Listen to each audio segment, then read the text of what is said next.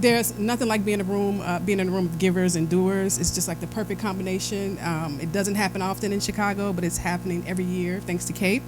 Um, but I want to make sure I thank my planning committee team by name. I mean, as Jessica said, this cannot be done without a fearless team of volunteers.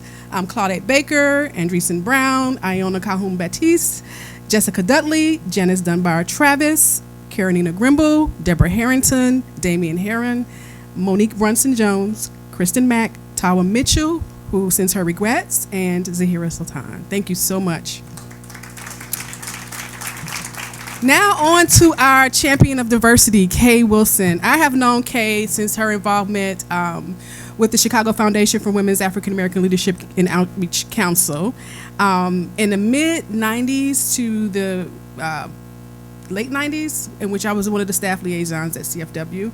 I've also worked with her as an executive committee member of CAPE and a part of the inaugural planning committee of the Lindsay Ward Lecture on Inclusiveness and Philanthropy. Kaye sends her deep regrets as well. She has a really good excuse, though.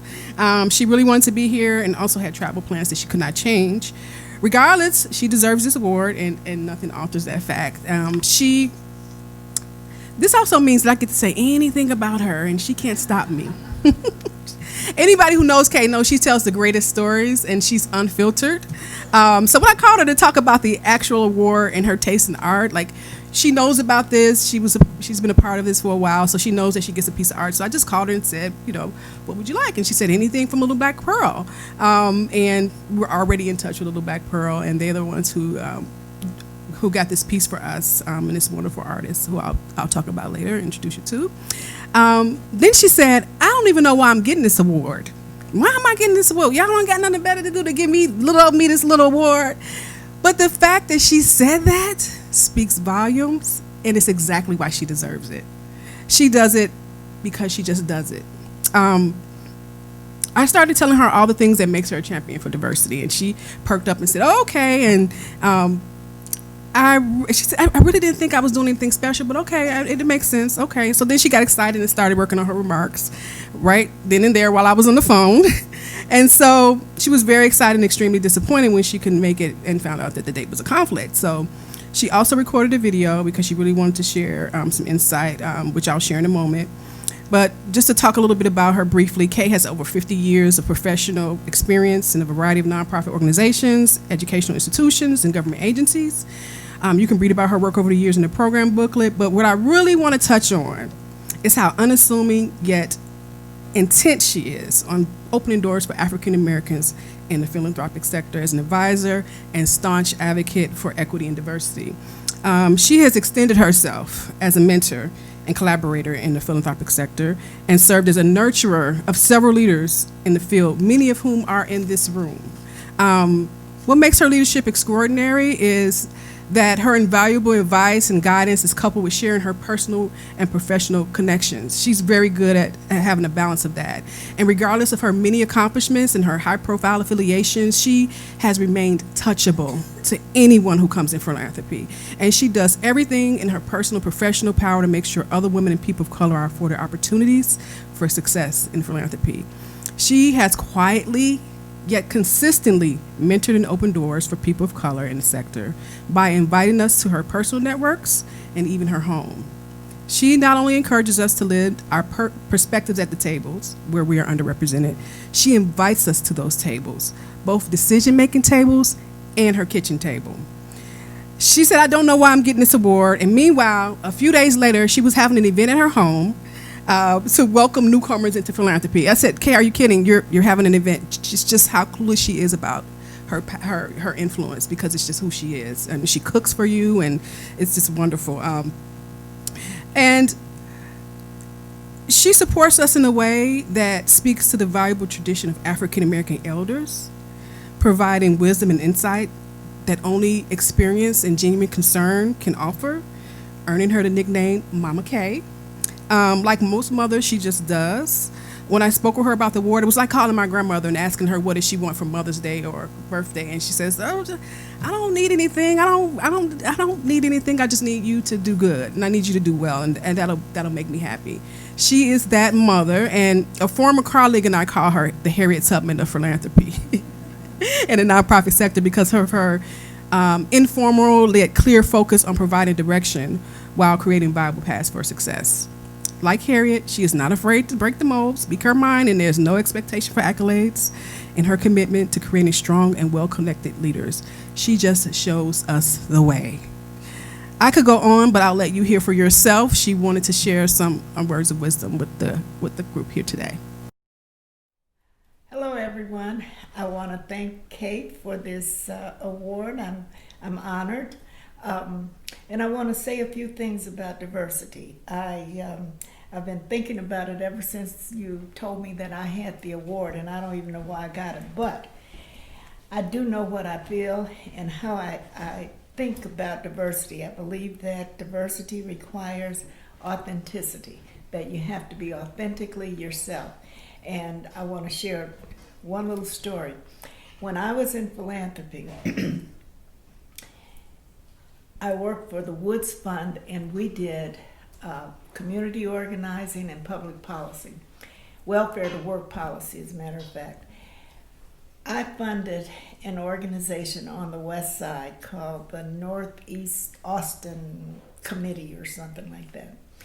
And these people could not write a proposal, they could not write a report, but they knew how to get rid of drug sales on their community. And you know what they did?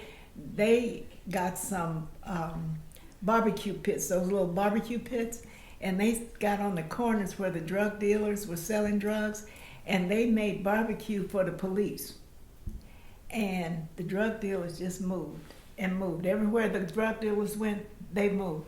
Now, this woman's, the head of the organization was a woman named Leola Spann.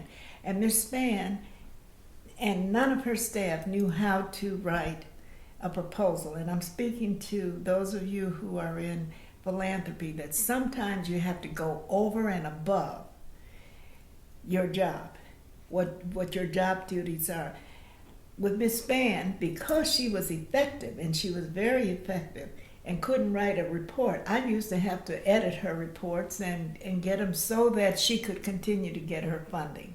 And so what I want to say is that authenticity in philanthropy is so important. You can't forget who you are and why you're there. And there you have it. Authenticity.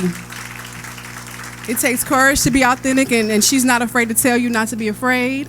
For example, many of us in here are artists, closet artists, working in philanthropy, working in business, working in the corporate world, and that's why having artists featured in this event is so important, because it's only possible, it's mandatory and reliable. It's mandatory. It is a mandatory and reliable contribution to philanthropy and social justice. How many professionals in here have an artist dying to get out? Yeah, you see, it's reluctant. You're like, I don't want, everybody don't know me like that.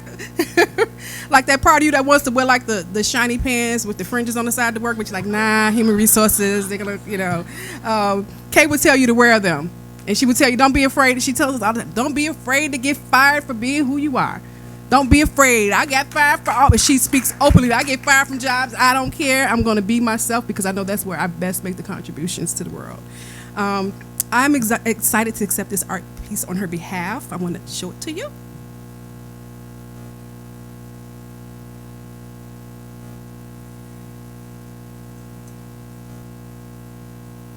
This is from Little Black Pearl. It's called Weaving Cultures. Our featured artist, Sandra Anton Georgie, is here. Can you stand? This is the creator of this piece. The piece is called Weaving Cultures, which is a collaboration with Sam Kirk. It is also a mural located in the Pilsen community, and it was awarded Best Mural of 2017 by the Chicago Reader. It serves to bridge the gap between divided neighborhoods and honors underrepresented women of color.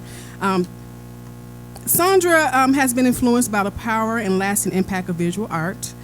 particularly pieces that provoke social awareness, emotional release, and provide a voice for the community.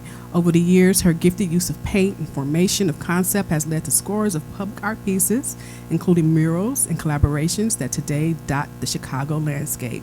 Her work has been showcased in several museums and exhibitions.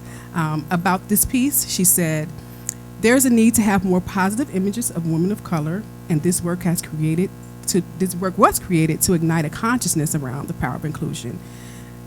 Thank you for sharing your talent, Sandra. Kaye is going to love this piece. I think she kind of knows about it. It's something that she had her eye on, and Monica knew it. And I'm happy to take it home and borrow it for a while. Thank you, everyone. Thank you so much.